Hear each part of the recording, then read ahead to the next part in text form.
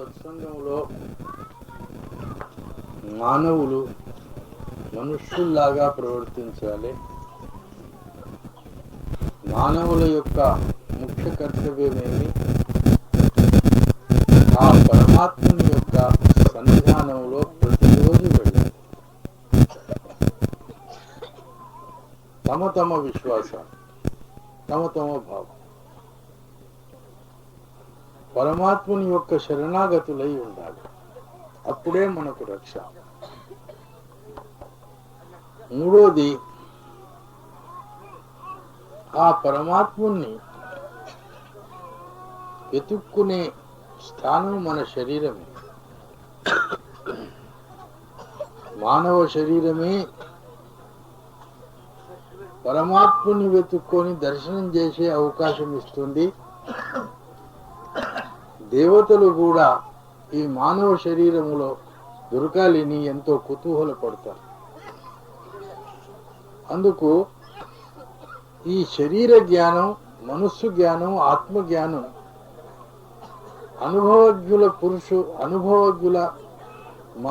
అనుభవజ్ఞులైన మహాపురుషుల ఆధీనం ఉంది. నాం రే గురు ఆధీన. గురు మహిమ. మహాపురుషులను ఆశ్రయించాలి. వారి అనుభవ జ్ఞానాన్ని ఉపయోగించి మనలో మనం ఆ పరమాత్ముని వెతుక్కోవాలి. మహాపురుషుల యొక్క ఆశ్రయం లేనిది మనం వెతకజాలం. ఇటువంటి శోధన కూడా పరిశోధనలు ఫలితం కావు. गुरु बिन माला फेरते, गुरु बिन लेते नाम, गुरु बिन नाम हराम है, जाए पूछो वेद कुरान. गुरु ब्रह्मा गुरु विष्णु गुरुर्देवो महेश्वरा, गुरु साक्षात पार ब्रह्म, तस्मेन श्री गुरुवे नमः. గురు మహిమ ఉంది. శ్రీరామచంద్రుడు బ్రహ్మావతారమైనా గాని బ్రహ్మర్షి వశిష్ఠుని శరణలో ఉన్నాడు. షోడశ కళా పూర్ణుడైన శ్రీకృష్ణుడు సాందీపని గురు యొక్క ఆశ్రయములో ఉన్నాడు. అందుకే గురు ప్రాముఖ్యత ఉంది. మహర్షి శివరత్లాల్ మహారాజు కూడా గురు మహిమ గురించి ఎంతో వర్ణన చేశారు. గురు మహిమా హగం అపార, గురు గతి కౌన్ కరి. बिना गुरु धर्म न कर्म कुछ, बिना गुरु भक्ति न ज्ञान. जन्म जन्म जम पास है, बिना गुरु नहीं निर्वाण. चरण धूल सिरधार शुद्ध मति सोई लेरी, गुरु गति कौन कहेरी. गुरु महिमा हगम अपार, गुरु गति कौन कहेरी. देवी देवा ऋषि मुनि सुर नर साध सुजान, हंस वंश अवतार सब गुरु महिमा को जान. गुरु है सतकर्तार, बिना गुरु कौन रहेरी, गुरु गति कौन कहेरी. राम कृष्ण के गुरु है गुरु मत गुरु वासिष्ठ.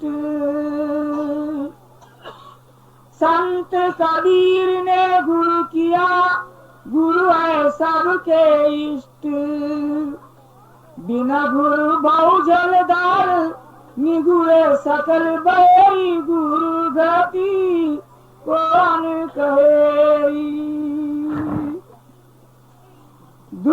कलेशिया पति विपत चौदिश जग में व्यापार जीव चुरावन सतगुरु प्रगट आप ही आप सबका किया उद्धार जो कोई शरण चेरी गुरु गति कौन करेरी राधा स्वामी आदि गुरु परम दयाल प्रवीण हृदय करे पद भक्ति दे तारे जीव अधीन नहीं उसका लाया पर जो गुरु भक्ति लहेरी गुरु गति कौन कहेरी गुरु महिमा अगम अपार गुरु गति कौन कहेरी సమర్థులైన గురువులు మన జీవనములో మన భ్రమలను తొలగిస్తారు. వారి అనుభవోద్యాలు సమర్థ రామదాస్ ఉండే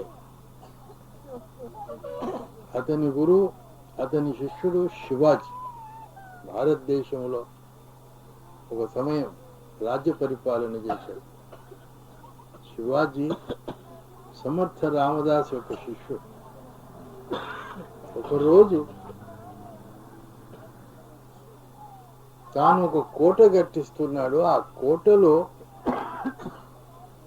వేల కామాన జనము పనిచేస్తుంది, వేల మంది పనిచేస్తారు. అది చూచి ఈ కోట కట్టించుట వలన ఇంతమంది పోషణ జరుగుతుంది, ఇంతమందికి అన్న ఆహారాలు దొరుకుతున్నాయి, నేను ఈ కోట కట్టించకపోతే ఇంతమంది ఏమైతుండ్రో అని అహంకారం, గర్వం వచ్చింది. మనకు సామాన్యంగా మానవులం మన మనస్సు పైన సతరజ తమో గుణాలు ప్రభావం చేస్తాయి, తమ ప్రభావాన్ని వేస్తాయి. మన మనస్సు మారుతుంది. సమర్థ రామదాస్ రాజు అయినా గాని, జ్ఞాని అయినా కానీ ఆయనను కూడా వదలలేదు. ఆయన మనసులో ఎంతో ఉల్లాసపడ్డాడు. నేను ఈ కోట చేశా, కోట కట్టిస్తున్నా, అందువలన ఇంతమంది ఇంత వేల జనము పోషింపబడుతుందని గర్వపడ్డాడు. సద్గురు స్వరూపులు అంతర్యామి సమర్థ రామదాస్ తెలుసు. శివాజీ భ్రమలో పడ్డాడు అని తెలుసుకొని వచ్చాడు. వచ్చేసరికి శివాజీ ఆయనకు సాష్టాంగ నమస్కారం పెట్టి, అయ్యా ఏం సేవ చేయాలి? అప్పుడు శివాజీని అన్నాడు, శివాజీ ఈ కోట కట్టిస్తున్నావు కదా, ఈ కోట కట్టించకపోతే ఇంతమందికి అన్నాహారాలు దొరకకపోవు, వీళ్ళు మలమల మాడిపోతారో ఏమో, నువ్వు చాలా మంచి పని చేశావు, నీ పరోపకారం చాలా పెద్దది. మనసులో ఆనందపడ్డా. ఇది ఒక భ్రమ. సరే శివాజీ, ఈ కోటను చూస్తా, నీవు కట్టించిన కోట ఎట్లుందో చూస్తామని శివాజీని వెంబడించుకొని ఆ కోటకు వెళ్ళా. అంతా చూశా. చూస్తూ చూస్తూ దారిలో ఒక గుండ్రడి శిలారౌతు కనబడి, ఆ శిలారౌతు దగ్గర వచ్చి నిలబడి శిల్పీ కళా ప్రవీణులను పిలిపించు శివాజీ, ఈ గుండ్రగా ఉన్న రాయిని 2 వక్కలుగా పగలగొట్టాలి, కానీ అందులో ఉండే జీవికి ఏమాత్రం అపాయం కలగదు. వెంటనే పిలిపించాడు. శిల్పీ కళా ప్రవీణులు వచ్చి ఆ రౌతును పగలగొట్టారు. ఆ శిలారౌతు నట్ట నడుమ ఒక గూడు, ఆ గూడులో కొన్ని నీళ్లు, అందులో ఒక కప్ప. అప్పుడు సమర్థ రామదాస్ అన్నాడు, శివాజీ, ఈ గూళ్ళో ఉండే కప్ప కూడా నీవు ఆహారం పెడుతున్నావా అని అన్నాడు. అజ్గర్ కరే న చాకరీ, पंछी करे न काम, दास मलूखा कह गए, सबके दाता राम. గురు మహిమ ఇది. సమర్థులైన గురువులు తమ అనుభవ జ్ఞానమును చెప్పి మన మార్గనిదర్శన చేస్తారు. భగవంతుడు 16 లోకాలకు మించి ఉన్నాడు. మన శరీరంలో 16 లోకాలు ఉన్నాయి. ఆ 16 లోకాలు ఏవి? ఇది కబీర్ దాస్ మహారాజ్ అన్నాడు, 16 శంఖ के आगे होई, 16 శంఖ के आगे होई సమరత్ కా దర్బార్. చూడండి, ఇంత సులభంగా పరమాత్ముడు దొరుకుతాడా? ఆ భగవంతుని దర్శనం ఇంత సులభంగా పొందుతాము. మన శరీరంలో 16 లోకాలు ఉన్నాయి. ఆ 16 లోకాలు ఏవి? పంచ కర్మేంద్రియాలు, పంచ జ్ఞానేంద్రియాలు, మనసు, చిత్తం, బుద్ధి, అహంకారం, మాయా, బ్రహ్మ, బ్రహ్మను దాటి పరమాత్మ. ఇది కబీర్ దాస్ మహారాజ్ ఈ పద్యంలో చెప్పారు.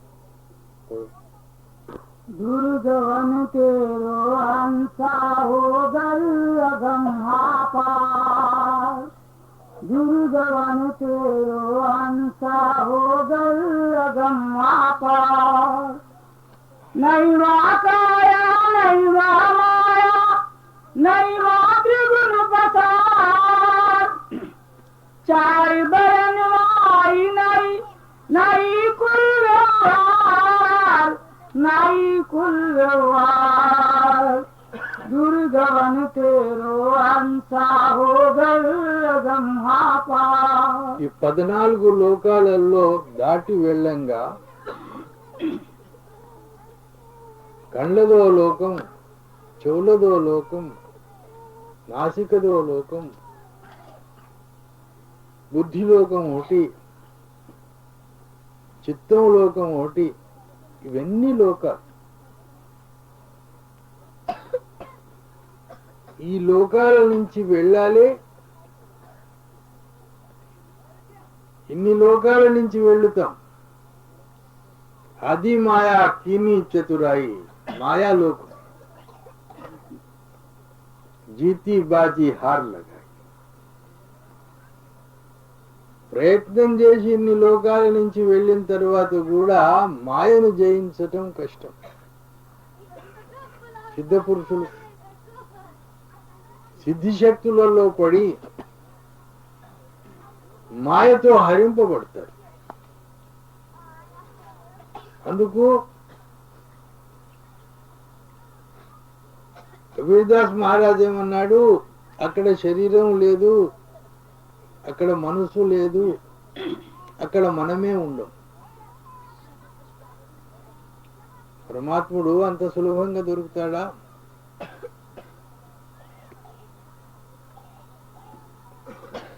ఈ మార్గంలో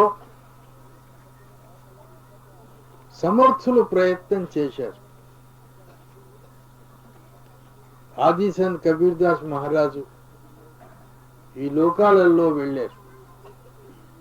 అందుకే వారు ఏమన్నారంటే, ఈ మార్గంలో నడుచుకుంటూ నడుచుకుంటూ వెళితే దేహ స్పృహలు ఉండవు.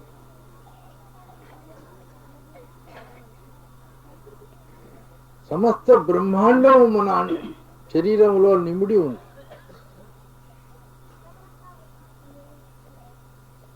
అటువంటి సమర్థుల యొక్క ఆశ్రయం మనకు అవసరం. दुर्गवन तेरो हंसा हो गल पार नाचे चौदह विद्या नहीं वेद विचार जप तप संयम तीरथ नहीं नेम आचार. కొందరు తీర్థయాత్రలో వెళ్ళి భగవంతుని దర్శనం చేసుకున్నామని అంటారు. తీర్థయాత్రలు అనుభవమునిస్తాయి. తీరథ గయే తో ఏక ఫల్. మనం ఇంట్లోనే ఉంటాము. ఇంట్లో ఉండుట చేత మనకు అనుభవం కాదు. తీర్థయాత్రలు భగవంతుని దర్శనం కొరకు కాదు. तीरथ गए तो एक फल, संत मिले फल चार, सदगुरु मिले अनेक फल, ये परमार्थ सार. మన భ్రమ తీర్థయాత్రలు మనం పోతాం. తీర్థయాత్రలతో ఒక అనుభవం మనం కలుగుతుంది. మన ఇంట్లో ఎట్లుంటాము, అక్కడ పోయిన తర్వాత ఎట్లుంటాము అని మనసును పరీక్షించాలి. మనం మంచివాళ్ళమా చెడ్డవాళ్ళమా అని. మన గ్రామములో మనకు దొరికే మర్యాదలు, మనకు దొరికే మాన ప్రతిష్టలు మనవా? మనలో అటువంటి సద్గుణాలు ఉన్నాయా? లేక మన తల్లిదండ్రికి మూలాన మనకు అందరూ ఆదరిస్తారా? పర్యటన చేస్తే, యాత్రలు చేస్తే మనం ఎటువంటి వారమో మనకు తెలుస్తుంది. ఇంట్లో మనకు అనాయాసంగా అన్న భోజనాలు దొరుకుతాయి. యాత్రలలో వెళ్ళిన తర్వాత ఒకప్పుడు మనకు సులభంగా అటువంటి సతీచాయాలు లభిస్తాయి. ఒకప్పుడు మనకు భగవంతుని దర్శనం కాదు, అనుభవం. తీరథ గయే తో ఏక ఫల్. సత్పురుషుల యొక్క దర్శనం అయితే 4 ఫలములు దొరుకుతాయి. ధర్మ, అర్థ, మోక్ష, కామ. సత్పురుషుల యొక్క సాంగత్యములో ఉంటే ఈ ఫలము మనం పొందుతాం. సద్గురు మిలే అనేక ఫల్. సమర్థులైన గురువులు మహాపురుషుల యొక్క ఆశ్రయములో ఉంటే 14 లోకాలు దాటి మాయను జయించి బ్రహ్మస్వరూపులై ఆ భగవంతుని దర్శనంలో లభిస్తుంది. భగవంతుని దర్శనం చేసుకుంటాం. సద్గురు మిలే అనేక ఫల్. ఆ పరమాత్ముణ్ణి దర్శించుకుంటాం. అందుకే గురు మహిమ. 5 तत्व नहीं उत्पत्ति हुई सो परलय के बाद. 3 देवता 33 कोटि नहीं 10 अवतार, नहीं 10 अवतार. दुर्गवन तेरो अंसा हो गल गंगा पार. 16 शंख के आगे हुई सम्राट का दरबार. सनातन बैठा जा शब्द जंकार. 16 शंख से आगे हुई समरथ का दरबार. పరమాత్ముడు 16 లోకాలు దాటిన తర్వాత ఎక్కడున్నాడయ్యా అంటే ప్రకాశం సింహాసనం పైన శబ్ద రూపకంగా కూర్చున్నాడు. శ్వేత సింహాసనం. ప్రకాశము శబ్దం. శబ్దమే మనం, శబ్దమే బ్రహ్మ. బ్రహ్మ విష్ణు మహేశ్వరులు శబ్దమే. ఆ శబ్ద రూపకంగా ఉండే పరమాత్ముని చూచిన వారు జన్మ మరణకు తప్పించుకుంటారు, నిర్యాణ పదములోకి వెళ్తారు. ఆ శబ్దమును ప్రకటించుకునే వరకు బాహ్యములో ఉండే గురువులను ఆశ్రయించాలి. బాహ్య గురువులు ఏం చేస్తారు? తమ అనుభవం చెప్పి అంతర్ముఖంగా మార్చి ఆ భగవంతుని యొక్క సాక్షాత్కారం చేయిస్తారు. అందుకే గురువు మహిమ. గురువులు మీరిచ్చే సన్మానం కొరకు కాదు, మీరిచ్చే సన్మానం, మీరిచ్చే ధనము, మీరిచ్చే భోజనం దీని కొరకు రాలే. సమర్థులు దీన్ని లక్షించరు.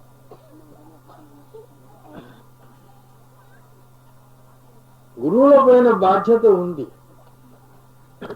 తమ ఆశ్రయములో ఉండే శిష్యుణ్ణి శరీర గుణధర్మాలను చెప్పి 14 లోకాలు జాతించి ఆయన భ్రమలను తొలగించి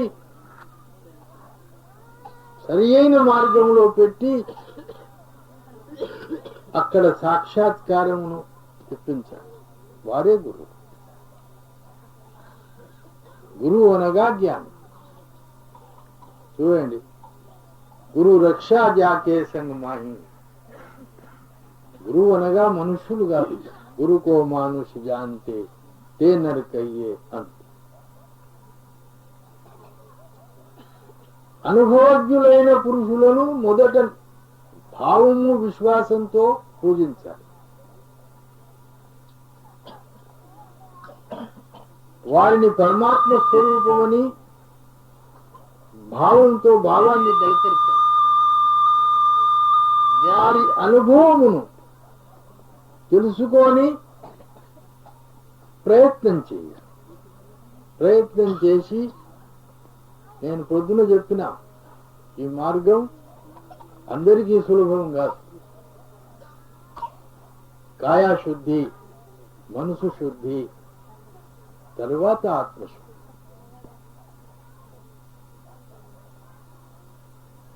గురువు అనగా జ్ఞానం. గురు మధ్య ఆది అనంత అద్భుత అమల అగమ అగోచరం. చూడండి, గురువు మహాపురుషులనే గురువు అని నమ్ముకొని వారి శరీరాలను మనం పూజిస్తాం. చూడండి, ఇది పొరపాటు. వారు చెప్పే అనుభవ జ్ఞానాన్ని అర్థం చేసుకోక మన శరీరంలో ఆ మార్గ నిదర్శనను పొంది పరతత్వమును శోధించక ప్రపంచము బాహ్య గురువులను పూజిస్తుంది. వారికి మర్యాదలు ఇస్తుంది, కానీ వారి జ్ఞానమును విలువది.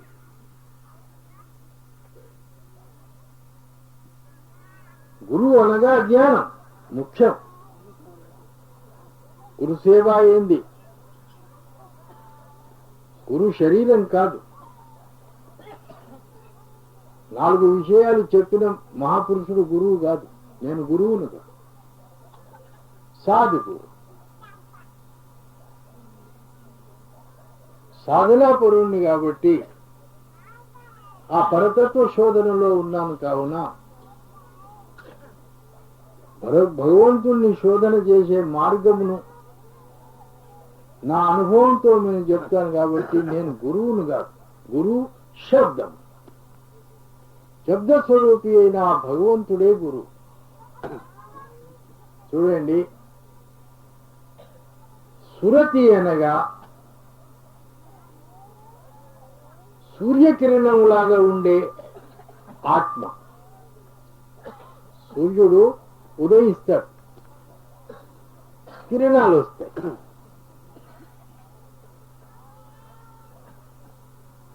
సూర్యుడు అస్తమైతే మళ్ళీ కిరణాలు లోపము. అలాగనే ప్రతి మానవుల్లో ఈ బ్రహ్మాండ సూర్యుని కంటే 6-12 సూర్యులు ఉన్నాయి. బ్రహ్మాండంలో ఎట్లా రామేశ్వరం ఒక జ్యోతిర్లింగం, ఇట్లా 12 జ్యోతిర్లింగాలు ఎట్లున్నాయో అట్లా మన శరీరములో ఉన్నాయి. ఈ జ్యోతిర్లింగాన్ని భేదించి మనం ఆ పరమాత్మ దర్శనం పొందాలి. సమర్థులైన గురువులకు శరణలో ఉండాలి. అది గురుమహిమ. గురు మధ్య ఆది అనంత అద్భుత అమల విమల విగోచర గురు మధ్యాది అనంత అద్భుత అమల బ్రహ్మ గోచరం విరాజ పార అపార నిర్గుణ సగుణ సత్య విశ్వేశ్వరం జయమతి లకే నై గతి లకే యశుద్ధ తత్వ విచార. గురువు అనగా తత్వ విచారం. గురు సేవనే మనం చేసుకొని గురు జ్ఞానమును తెలుసుకోక ఉండటం కూడా భ్రమ. ఒకసారి జనక మహారాజుకు కలబడ్డది.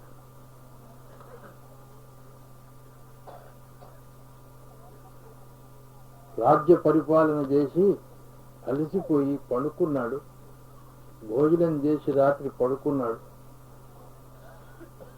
కలబడ్డది. కలలో ఏం చూశాడు? తాను ఒక బిచ్చగాడు, శరీరం పైన వస్త్రములు లేవు, కడుపు జానడు లోపలికి పోయింది, ఆకలితో బాధపడుతున్నాడు. ఆకలి ఆకలి అని బాధపడుతున్నాడు. బాధపడేటప్పుడు ఒక అన్నసత్రం అక్కడ అన్నదానం చేస్తుంటే ఆ మంది జనసమూహంలో వెళ్ళి ఒక పగిలిపోయిన కుండ, అందులో ఆ అన్నం తీసుకొని దారిలో కూర్చుండి భోంచేస్తున్నాడు. ఇది కళ. భోంచేస్తుంటే ఒక ఎద్దు వచ్చి తన్నింది, తాను పడ్డాడు. కన్నులు తెరిచాడు. కళ్ళు తెరిచిన తర్వాత ఆలోచన చేశాడు, నేను రాజునా భిక్షగాడినా? చూడండి,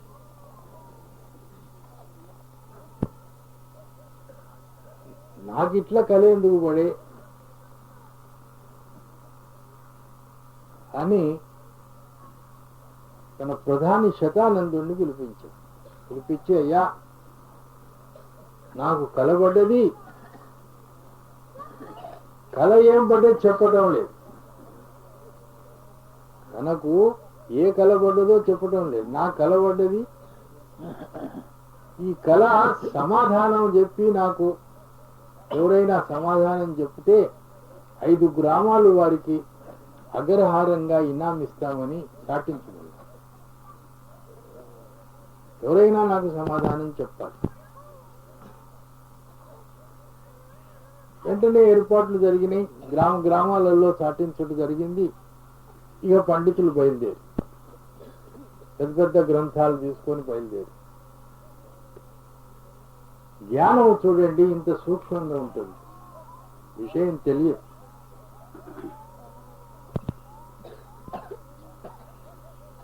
కళ ఏమబడ్డదు అని అడిగరు కానీ తాను చదువుకున్న విద్వత్ అంతా జనక మహారాజుకు ఉపదేశం చేస్తే, కాదయ్యా నాకు సమాధానం కాలేదు. పైగా ఆయన ఏమన్నాడు, నాకు సమాధానం చెప్పేవాళ్ళు పండితులు ఎంతమంది వస్తారో వారికి అన్న ఆహారాల సదుపాయాలు చేసి ఇక్కడనే ఉంచాలి, నాకు సమాధానం చెప్పే వరకు వారికి విడుదల లేదు అని నజర్బంద్ ఖైదు చేశారు అందరినీ.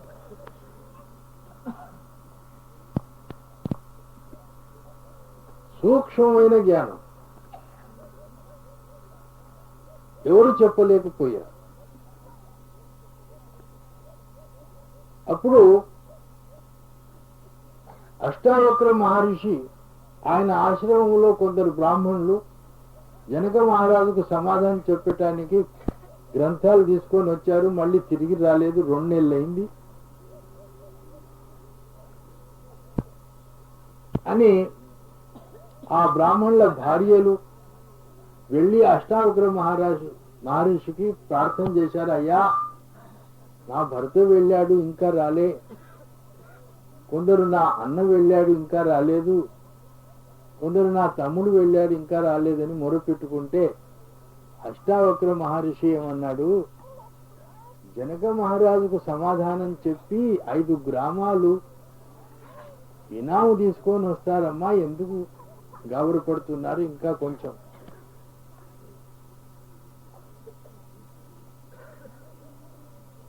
కొన్ని రోజులు ఇంకా ఓపిక పట్టుకోండి, చూడండి.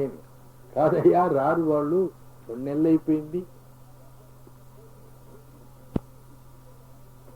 అప్పుడు అందరు కలిసి ఆశ్రమంలో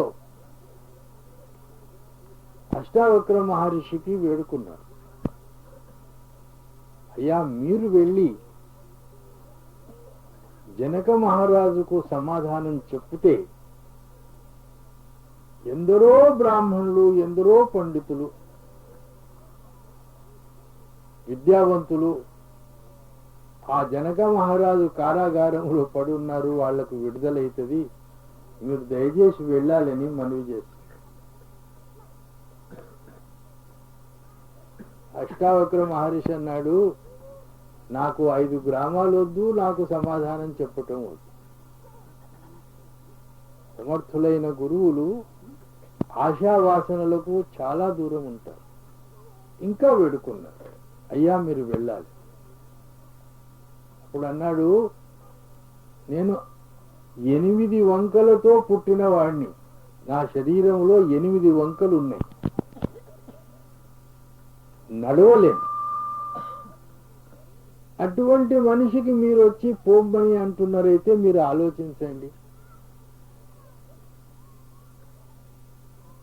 ఆశ్రమంలో ఉండే స్త్రీలు అన్నారు, కాశ పూసుకొని, అయ్యా నీ పల్లకిలో నిన్ను కూర్చుండబెట్టి మేము మోసి తీసుకుపోతాం, మీరేం ఆలోచించకండి, మా మనవిని స్వీకరించి దయచేసి వెళ్ళండి అని. సరే, అట్లయితే వెళ్తాడు. పల్లకిలో కూర్చుండబెట్టి జనక పట్టణము యొక్క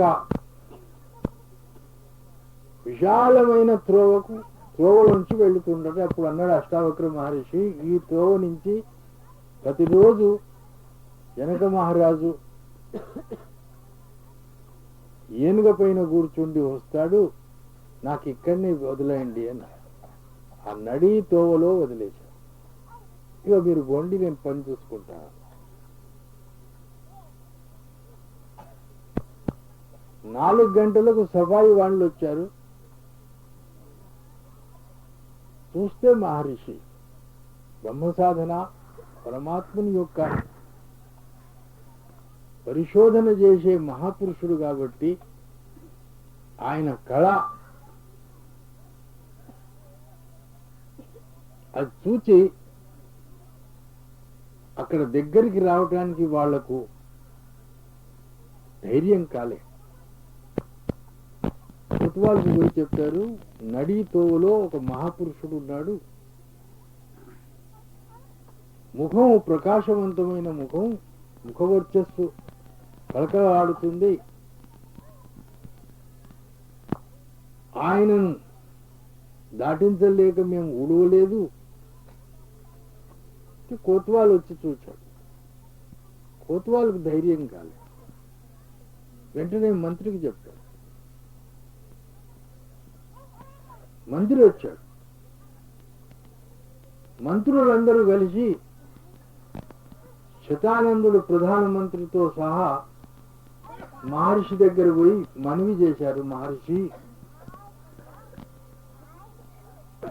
మీరు ఈ స్థానంలో పడి ఉండటం అసమంజసం.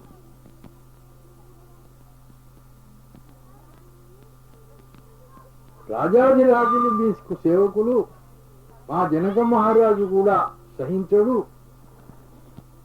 దయచేసి మీరు ఇక్కడి నుంచి మా వెంబడి రావాలి. మేము రాజభవనంలో మీకు చేరుస్తాం మనవి చేస్తే అష్టావక్ర మహర్షి ఏమన్నాడు, మీకు కళ్ళు లేవా? మహారాజుకు పోయి చెప్పాడు. జనక మహారాజు అన్నాడు, మీరేమనకండి, నేనే వస్తున్నాను. ఆ రోజు ప్రతిరోజు ఏనుగ సవారి పైన కూర్చుండి వచ్చేవాడు కాలినడకతో ఏనుగని తీసుకొని చైనాయి అందరినీ తీసుకొని అక్కడికి వచ్చి సాష్టాంగ నమస్కారం పెట్టి, మహర్షి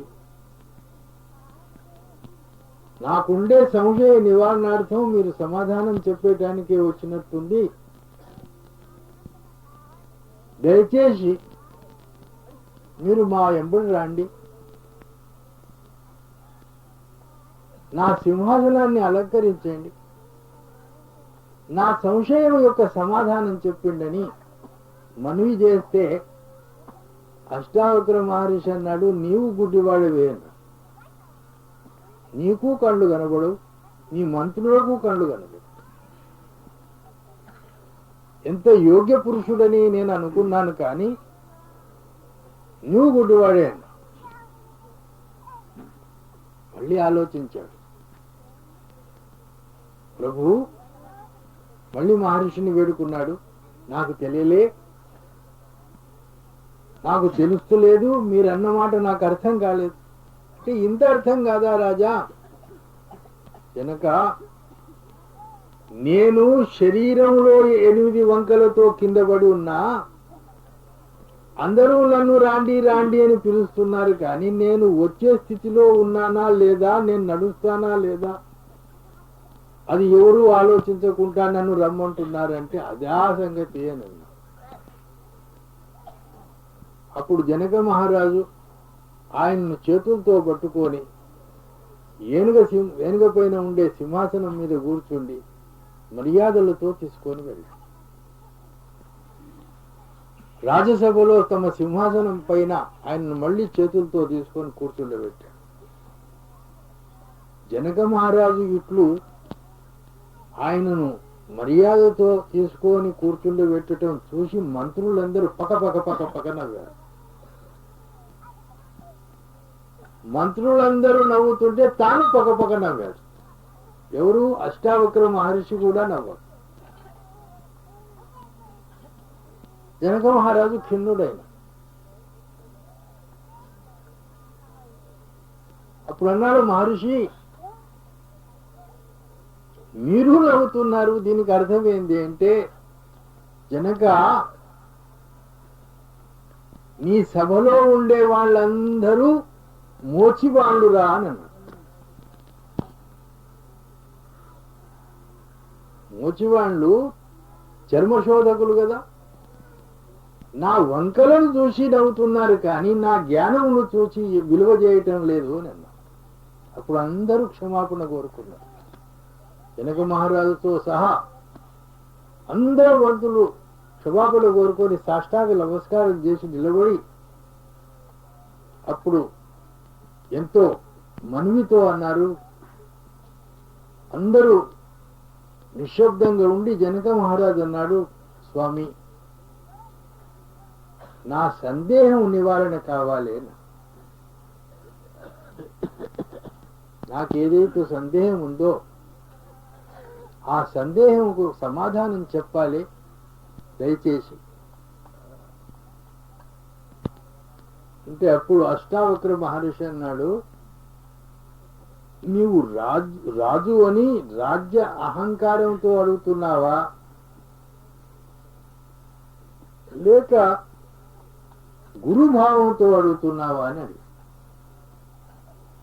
నన్ను సింహాసనం పైన కూర్చుండబెట్టి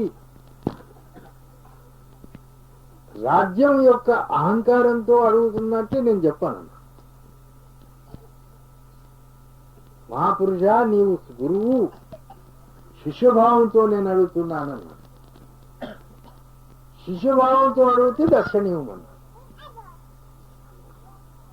చూడండి గురువు మహిమ ఇది. గురువు అనగా ఏంది? గురు మధ్య ఆది అనంత అద్భుతం. గురుమాద్యాది అనంతాద్భుత అమలగం అగోచరం విరాజ్ పారే అపార నిర్గుణ సగుణ సాక్ష్య విశ్వేశ్వరం जयमती लखे नहीं गति लखे ये शुद्धताप विचार है जो चरण कमल की हो प्यारा बहु से बेड़ा पार है. చూడండి సూక్ష్మమైన విచారం. ఆ విచారాన్ని తెలుసుకుంటే జ్ఞానం. ज्ञान बिना मुक्ति नहीं. ఈ ప్రపంచ భవసాగరాన్ని భక్తితో జయించలేం. కేవలం భక్తి పనికిరాదు. భక్తి ముక్తి योग युक्ति है चरण में आपके. ज्ञान बिना मुक्ति नहीं. ఏ జ్ఞానము? అప్పుడు అన్నాడు నా దక్షిణేది. జనక మహారాజు అన్నాడు, అయ్యా ఈ రాజ్యంలో ఉండే ధనకోశం ధనాగారం ఎంత ఉందో అంతా మీకు సమర్పణ చేస్తానన్నా. ఎవరు వస్తువా? ఎవరికి చేస్తున్నావు? ప్రజాధనం నాకు ఇస్తున్నావా? నీ దగ్గర ఉండే ధనం ప్రజాధనం. అది నీదా?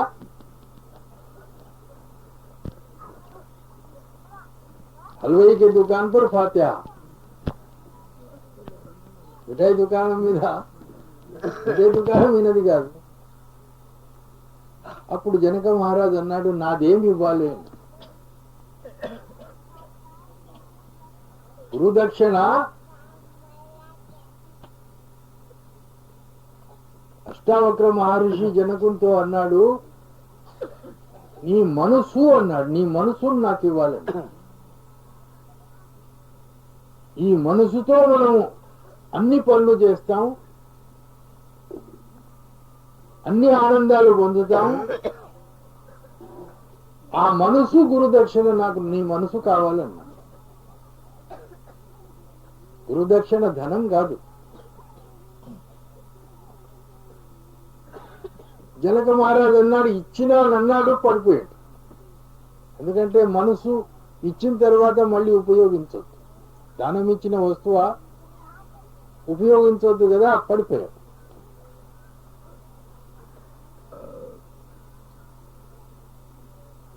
అప్పుడు అష్టావక్ర మహర్షి అన్నాడు, ఈయనను తీసుకుపోయి నేను ఎక్కడ పడుకున్నానో అక్కడనే నట్ట నడమ దారిలో పడబెట్టాను. జనక మహారాజు మనసిచ్చిన తర్వాత మనసుతో కళ్ళతో చూడలేం, మనసిచ్చిన తర్వాత చేతులతో కదిలించలేం. గురుదక్షిణ మనసు, ధనం కాదు, భోజనం కాదు, బట్టలు కావు, ఆస్తులు కావు. గురువులకు ఇచ్చేది మనస్సు. 3 రోజులు ఆ విశాలమైన తోవలో పడున్నారు. అప్పుడు అందరూ పోయి వేడుకున్నారు, అయ్యా మా జనక మహారాజు పైన దయ చేయండి, పిలిపించండి అంటే తోలుకరపడ్డారు. మళ్ళీ సభలో వచ్చిన తర్వాత, జనక నీ మనసు నాది, నా అనామత్ పద్దు, నేను మళ్ళీ తిరిగి నీకు ఇస్తున్నా. అప్పుడు లేచి స్వామి ఈ మనసు మీది, నేను స్వేచ్ఛగా ఏ పనులు చేయక మొదలు నీకు ఈ మనసునిచ్చినాను కాబట్టి మీ ధ్యానం చేసి మీ అనుమతితో నేను పనులు చేస్తాను. ఇక ఈ మనసు నాది కాదు సుమా, మీదన్నాడు. జనక మహారాజు ఒప్పుకున్నా. ఒప్పుకున్న తర్వాత మళ్ళీ మనవి చేశాడు, స్వామి నాకు సమాధానం ఎంత అన్నాడు. చెప్పాలన్నా ఇచ్చి నీకు కలబడ్డదంతా చెప్పాలన్నా? వద్దొద్దు స్వామి, అది అట్లనే ఉండని, ఈ సభలో చెప్పకూడదు, సూక్ష్మంగా చెప్పండి అన్న. ఆ సూక్ష్మమైన విచారం ఏం చెప్పాడు? దీర్ఘకాలానికి నీవు రాజువు, స్వప్నానికి బిచ్చగాడవు అన్నాడు. స్వప్నం పడుతుంది, స్వప్నలోకంలో బిచ్చగాడు, దీర్ఘకాలానికి నువ్వు రాజు అన్నాడు. అట్లనే ఇది తత్వ విచారం. సమర్థులైన గురువులు ఇంత సూక్ష్మమైన విచార జ్ఞానమును మనకిస్తారు. పరమార్థము చాలా సూక్ష్మమైన జ్ఞానం. చూడండి,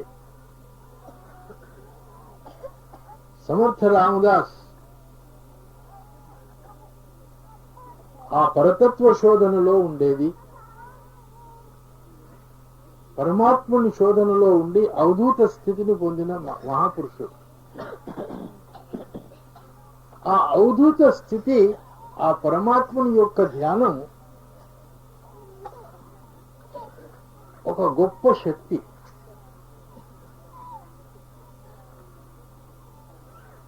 అటువంటి స్థితిలో మహాపురుషులు మృత్యుపైన కూడా విజయం పొందుతారు. దర్శన చెప్పుతా సమర్థ రామదాస్ సేవ చేస్తాడు. పూనా వెళ్ళి సమర్థ రామదాస్ పూనాకు వెళ్ళిండు. పూనా జ్యోతిష్య శాస్త్రానికి కేంద్ర స్థానం, పెద్ద జ్యోతిష్యుడు. ఆ పిల్లవాడు పూనా వెళ్ళి ఒక ధర్మసత్రంలో తానుండి పిల్లవానికి భిక్ష అందేకి పంపిద. ఆ పిల్లవాడు ఏం చేశాడు? పూనాలో ఉండే గొప్ప జ్యోతిష్యుని ఇంటికి పోయి భిక్షాందేహిని అడిగాడు. ఆ కాలంలో సమర్థుల యొక్క శిష్యులు భిక్ష అడిగితే భక్తులు వారి ప్రబంధం అంతా చేసేది. తెలుసుకున్నాడు ఆ గొప్ప జ్యోతిష్యుడు. తెలుసుకొని అబ్బాయి దగ్గర వెళ్ళి సమర్థ రామదాసు యొక్క భోజన సదుపాయాలు, అన్నదాన సదుపాయాలన్నీ నా భారం అని పండ్లు పుష్పములు ఇచ్చి నమస్కారం పెట్టిండు పిల్లవాడికి. తర్వాత అన్నాడు, అబ్బాయి నా జ్యోతిష్యం చెప్తుంది నీవు ఈ రోజు 12 గంటల రాత్రికి మృత్యు చెందుతావు, నీకు మరణం ఉంది, ఈ రోజు 12 గంటల రాత్రికి నీకు మృత్యు ఉన్నది అని అన్నాడు. పిల్లవాడు చిన్నపిల్ల.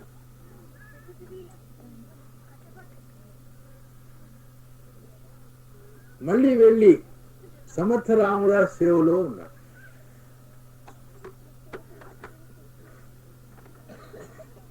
సేవ చేస్తున్నాడు గాని ముఖవర్చస్సు మారిపోయింది. ఔదాసీన్యం పొందినట్టు సమర్థ రామదాస్ కనుక్కున్నాడు కానీ తన స్వాధ్యాయంలో ఉండే అడగలే. పొద్దుమికి 9 గంటలకు ఎప్పుడైతే పాదసేవ చేస్తుంటే అన్నాడు, అబ్బాయి ప్రతిరోజు ఉన్నట్టు ఉల్లాసంలో లేవు, ఇవాళ చిన్నపోయినావు చాలా అని అడిగినాడు. స్వామి ఈ రోజు రాత్రి 12 గంటల వరకే మీ సేవా భాగ్యం నాకుంది,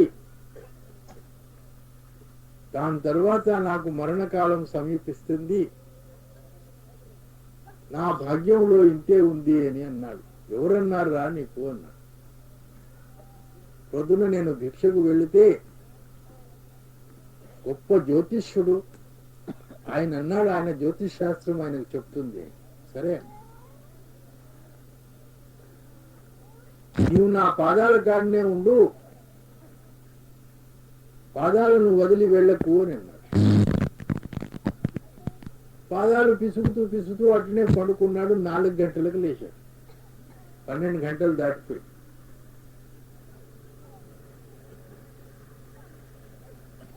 పొద్దునన్నాడు అదే జ్యోతిష్యుని ఇంటికి పోయి మళ్ళీ భిక్ష అడుగున్నాడు. ఆ చిన్న పిల్లవాడు వెళ్ళి 12 ఏళ్ల వయసు పిల్లవాడు వెళ్ళి రెండో నాడు అదే జ్యోతిష్యుని ఇంటికి పోయి భిక్షాందేయి అంటే ఆయన చూచి ఆశ్చర్యపడ్డాడు. నీకు మృత్యు రాలేదా అని అన్నాడు. ఆయన అన్నాడు, సమర్థులైన రామదాస్ మహారాజు ఉండగా నాకు మృత్యు ఎందుకు వస్తుందయా? గురు మహిమ. అందుకొరకే మానవులు సమర్థులైన మహాపురుషులను ఆశ్రయించాలి. ఆశ్రయిస్తాం మనం. బాహ్య జరుగుతాయి, బాహ్య గురువులకు సన్మానాలు జరుగుతాయి, బాహ్య గురువులకు ధనదానం జరుగుతుంది, ఆస్తిదానం జరుగుతుంది. కానీ బాహ్య గురువుల మీద బాధ్యతను తీర్చుకునేవారు మహాపురుషులు ఎవరు ఈ కాలంలో లేరు. ఈ రహస్యాలు చెప్పి మీ శరీరం మనస్సులో 14 లోకాలు దాటించి మాయను హరించే ఉపాయం చెప్పి శబ్దం వరకు చేర్చే బాహ్య గురువులు సమర్థులు. అందుకే పానీ పీనా ఛాన్కర్ గురువు కర్నా పహచాన్. అందరూ గురువులుగా. గురువులు ఏం చెప్తారు? నామ్ రహే గురువు ఆధీనా. నామస్మరణ యొక్క విధానం చెప్తారు. చెప్పి ఆ నామస్మరణ యొక్క విధానం చెప్పి సాధన మార్గంలో పెట్టి కొన్నాళ్ళు ప్రయత్నం చేసి ఈ లోకాలను దాటిస్తుంటారు. నేను 23వ వయస్సులో చాలా అశాంతుడై ఉంటుంది. నా వివాహం 15 సంవత్సరములో అయింది. 18 సంవత్సరములో సంతానం కన్నాను. 23వ సంవత్సరంలో 2 సంతానం కన్నాను, ఓ కొడుకు ఓ కుమార్తె. కానీ మనసు చాలా అశాంతిలో ఉండే,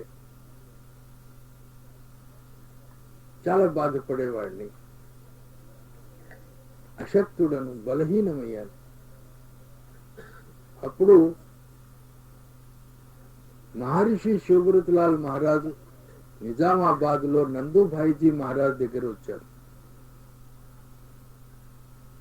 ఎవరైతే అశక్తులు, బలహీనులు, అశాంతులు భక్తి మార్గాన్ని ఆశ్రయిస్తారు. భక్తి మార్గంలో వచ్చే వాళ్ళందరూ అటువంటి వాళ్ళే. అశాంతులు. మన సమాధానం ఉండదు. ఆ అశాంతి బాధలు పడలేక తప్పించే మార్గం ఏమైనా ఉన్నదని భక్తి మార్గంలో వస్తాడు. నేను అటువంటి వాడిని.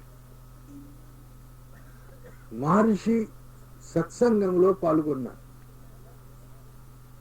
మహర్షి తమ సత్సంగంలో ఈ విషయాలు చెప్పాడు. మానవులలో ఏమన్నారు? అద్భుతమైన గొప్ప శక్తి ఉంది,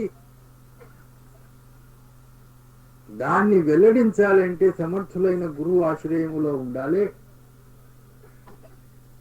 ఇహలోకమును సరిచేయాలి, పరలోక మార్గమును కూడా సాధ్యం చేసుకొని ఉంచుకోవాలి. మృత్యు ఎప్పుడు వస్తుందో తెలియదు. ఇహము పరం. ఈ విషయాలు నా మనసుకు నాటినాయి. నేను దగ్గర వెళ్ళి అందరూ సత్సంగం నుంచి వెళ్ళిపోయిన తర్వాత నేను పోలే. ఏమయ్యా నిలుతున్నావు అని అన్నాడు. స్వామి, ఒక మనవి, మీరన్నారు సత్సంగంలో మానవులలో పెద్ద గొప్ప శక్తి ఉంది, దాన్ని వెల్లడించే యొక్క విధానం తెలుసుకోవాలి, సమర్థులైన మహాపురుషులను ఆశ్రయించాలి, ఆ మార్గం ఏది చెప్పండి అని నేను అన్నాను. అప్పుడు మహర్షి ఏమన్నాడు, గురువులను ఆశ్రయించాలి, గురువులను ఆశ్రయించే ఈ మార్గం కనబడుతుంది అన్నా. మీరు గురువులు, నేను శిష్యును. మరి ఎప్పుడు చెప్తారని నేను మళ్ళీ అడిగాను. పొద్దున 4 గంటలకు స్నానం చేసుకొని రా, నేను చూపిస్తాను. ఏం దక్షిణ దేవాలి అని అడిగిన. నాకు తెలియదు. దక్షిణ ఏంది, ఒక 2 పువ్వులు 2 పైసల బత్తీసలు అంతే. 23 సంవత్సరముల నుంచి ఆయన చూపించిన మార్గం పైన నడుస్తున్నాను. కానీ ఇంకా చాలా వరకు దూరం వెళ్ళాలి. అది సులభమైన మార్గం కాదు. ప్రపంచం బాగుపడు, పరమార్థంలో ఇంకా కృషి చేయవలసి వచ్చింది. అలాగనే ప్రతి మానవుడు గురు మహిమను తెలుసుకొని సమర్థులైన గురువుల యొక్క ఆశ్రయములో ఉండాలి. గురుభక్తి ఏంది, వారు చెప్పిన మార్గం పైన నడవటం. कर्मे तो माला फिरे जीव फिरे मुख माही मनुआ तो 14 फिरे ये तो सुमरन नाई. చూడండి, బహిరంగంగా మనం ఎన్నో బ్రహ్మాండంగా పూజలు చేస్తాం, యజ్ఞాలు చేస్తాం. ఆ మార్గం దొరుకుతుందా? మనసు సమాధానం అవుతుందా? శాంతి పొందుతామా? అందుకొరకు నేను అశాంతికి కారణం చెప్పలే. పరమాత్ముడు స్థూల రూపంగా ప్రతి మానవుని యొక్క వీర్యంలో ఉన్నాడు, ప్రకాశంలో మారు. ఎవరైతే తమ బ్రహ్మచర్య పతనం చేసుకుంటారో వారికి ఈ జన్మలో దర్శనం లేదు. అందుకే మన ఋషులు మన ఆయుష్ను 4 భాగాలలో విభజించారు. ప్రథమ భాగం బ్రహ్మచర్యం, 25 సంవత్సరముల వరకు వీర్య రక్షణ చేసుకొని అస్ఖలితమైన బ్రహ్మచర్యమును కాపాడుకోవాలి. అప్పుడు ఈ 14 లోకాలు దాటదాల్తాం. మనం దాటుతామా? అంత సులభమా? లలాటములో ప్రకాశంలో లయం కావటం అంత సులభమా? ఆ లలాటములో ప్రకాశమును ప్రకటించాలంటే వీర్యము యొక్క స్టాక్ ఉండాలి, సఫిషియంట్ స్టాక్ ఆఫ్ సీమన్. ఒక మహాపురుషుడు ఉండే, ఒక భక్తుడు వెళ్ళి నాకు భగవంతుని దర్శనం కావాలి, మీ సాయంతో ఆ దర్శనం అవుతుందా అంటే అవుతుందేమో, నీకు భగవద్ దర్శనం చేయిస్తానన్నా. 10 ఏళ్ళు ఆయన సేవలో ఉన్నాడు, 40,000 రూపాయలు ఇచ్చాడు. ఉత్తర హిందుస్థాన్ లో ఇట్లా జరిగింది. 10 ఏళ్ళు సేవ చేశాడు, డ్రైవర్ పని చేశాడు, 40,000 ఆయనకు అందచేశాడు. దర్శనం కాలే, కోర్టులో దావా వేశాడు.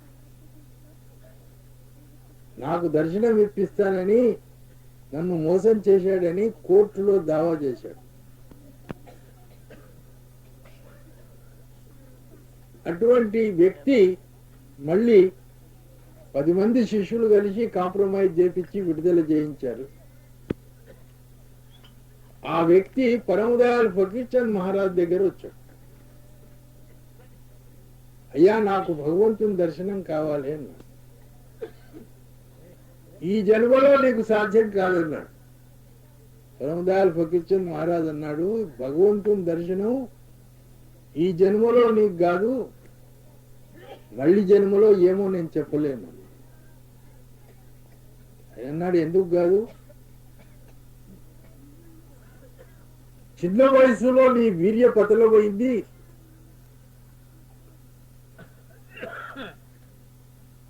వ్యయమైన వీర్యం మళ్ళీ సంచితం కావాలంటే నీ ఆయుష్ లేదు, ముసలివాడు అయిపోయినావు, ఇక నీకు దర్శనం కాదన్న. నాకు ఆ మహాపురుషుడు నా బాధ్యత కాదన్న. అట్లనే ప్రతి మానవుడు బ్రహ్మచర్యాన్ని పాటించాలి, వీర్య బలమును పొందాలి. ఇది ఊర్ధముఖం మార్గం. అనురూపకంగా ఉండే సురతి మన శరీరంలో అంతటా ఉంది. శబ్దం మన శరీరంలో అంతటా వ్యాప్తించి ఉంది. శబ్ద సహాయంతోనే మనం జీవిస్తూ ఉన్నాం. ఆ శబ్దమును మస్తిష్కములో ఊర్ధ్వ ముఖంగా వెళ్లి 14 లోకాలు దాటి మాయను జయించి బ్రహ్మను జయించి శిఖాస్థానంలో దర్శించుకునే అవకాశం బ్రహ్మ శబ్ద దర్శనం. అందుకే సత్పురుషులు పరమాత్ముని పరతత్వమును శబ్దం అంటారు. నాదానుసంధానం పతంజలి మహర్షి యోగములో కూడా ఈ విషయాన్ని విప్లవంగా చెప్పారు. సజ్జనులారా, సమర్థులైన మహాపురుషులు వారి సన్నిధానంలో ఉంటే మన ఇయలోకం, ఈ మార్గంలో దరిద్రుడు ధనవంతులైతారు. కర్మలు పరిహరిస్తాయి. జన్మ జన్మ చేసిన కర్మలు ఈ మార్గం పైన నడుచుకుంటే కొంతవరకు పరిహరిస్తాయి. చూడండి, రత్నాకరుడు హంతకుడు.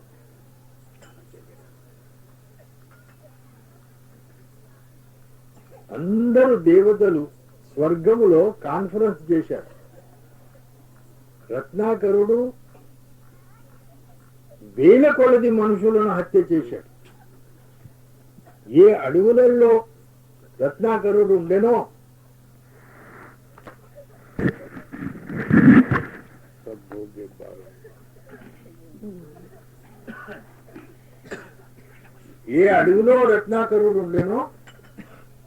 ఆ అడవులో అంతా ఎముకలే ఉండే, అంతమందిని నరికేశాడు.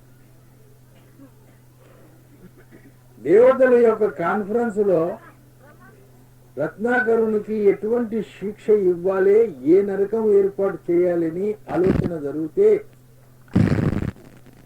విష్ణుదేవుడు వచ్చి పునర్జన్మలో చేసిన మహాపుణ్యం చాలా ఉంది, ఆ పుణ్యంకు బదులు ఈ పాపం ఏమీ లేదు, ఆయనకు హితోపదేశం చేసి సన్మార్గంలో పెట్టేవారు కావాలి అని అన్నారు.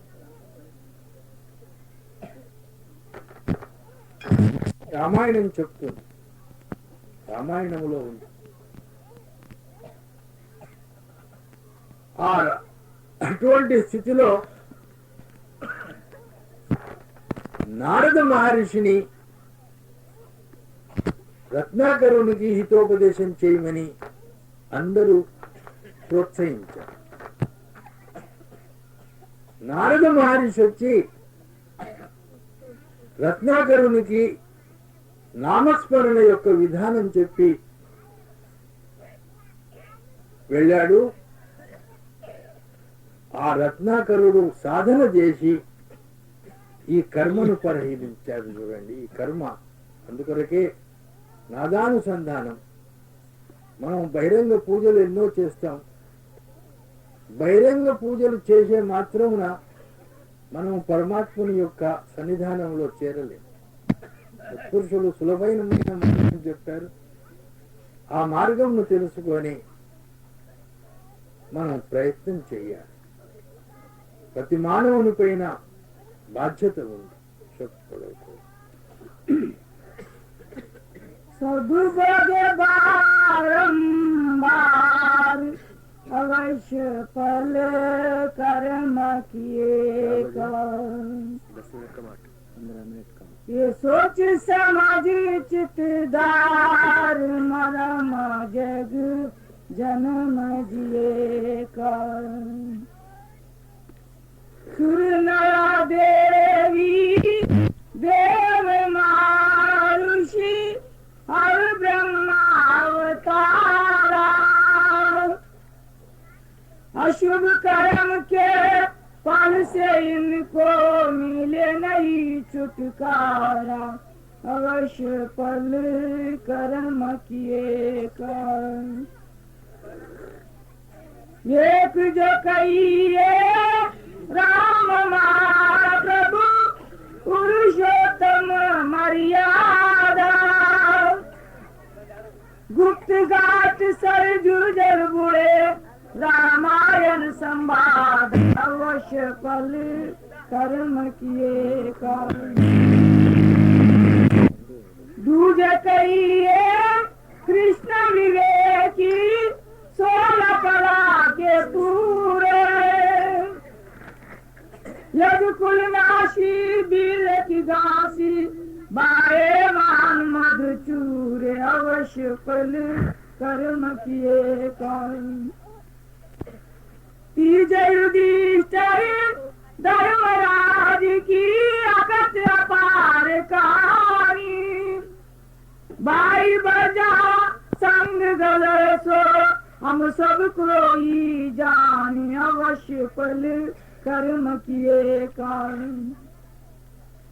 चौथे वशिष्ठ मामुनि ज्ञानी देखा कुल का नाशा विश्वामित्र के हाथ पलट गया ज्ञान योग का पासा अवश्य फल कर्म किए कर पंचम दशरथी अवध नरेशा श्रावण ऋषि को मारा पुत्र वियोग प्राण को त्यागा मिलन राम सारा अवश्य फल कर्म किए कर छठे इंद्र की कर्मी संजो शाप बृहस्पति दीना भग में देवराज की काया कर्म का फल ये लीना अवश्य फल कर्म किए कर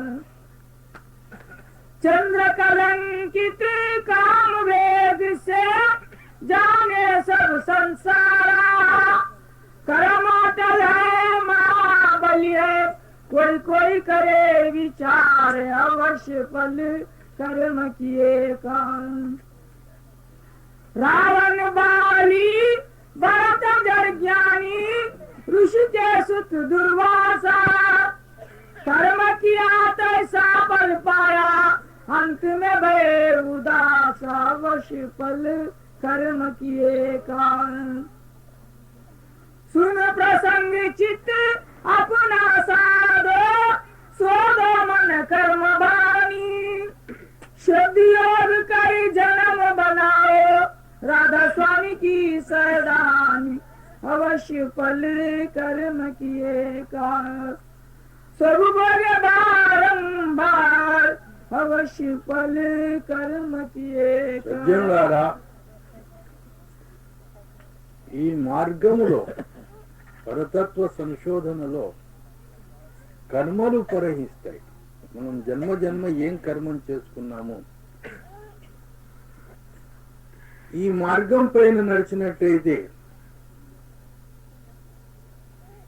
ఆ పరమాత్ముని వెతుకున్నట్టయితే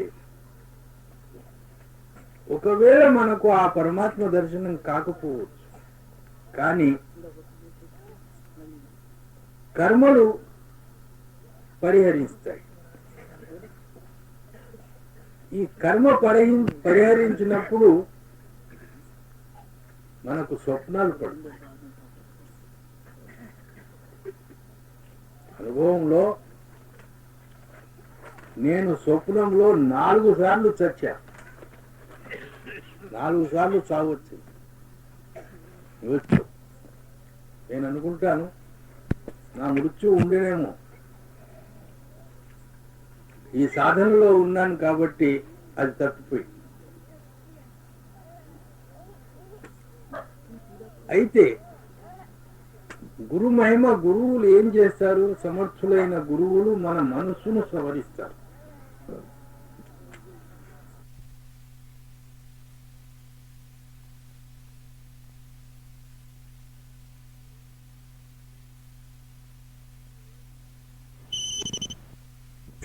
మనసును సవరిస్తారు. మనసే విచారానికి మూలం, విచారమే కర్మకు మూలం. మనోనిగ్రహము ముఖ్యమైనది. గరక్ కర్ దే సారీ పోథియా గంగా మే జా. గ్రంథాలు పఠన చేసిన మాత్రం పరమార్థం సాధించజాలం. గరక్ కర్ దే సారీ పోథియా గంగా మే జా, फकत दिल को एक सू करने का सामान पैदा कर. ఈ పరమార్థ సాధనలో మనోనిగ్రహం ముఖ్యం. మనసును నిగ్రహించినట్టయితే 10 లోకాలు దాటిపోతాం. పంచ కర్మేంద్రియాలు, పంచ జ్ఞానేంద్రియాలు. ఒక మనసును నిగ్రహించినట్టయితే 10 లోకాలు దాటిపోతాము. 4 లోకాల సహాయం పొందుతాం. మనసు, చిత్తం, బుద్ధి, అహంకారం, ఈ 4 సవరించబడతాయి. 14 లోకాలంటే మీరు ఎంతో అనుకున్నారు. 14 లోకాలు జయించాలంటే మనసును నిగ్రహించాలి. మనసు నిగ్రహించినట్టయితే మనోబలం తగ్గుతుంది, ఆత్మబలం.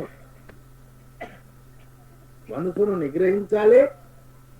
మనసు నిగ్రహణ ఎక్కడుండాలి? కేంద్ర స్థానాలపై. చూడండి, మానవుడు 18 చక్రాలలో ఉన్నాడు. శ్రీమద్ భగవద్గీతలో 18 అధ్యాయాలు ఉన్నాయి.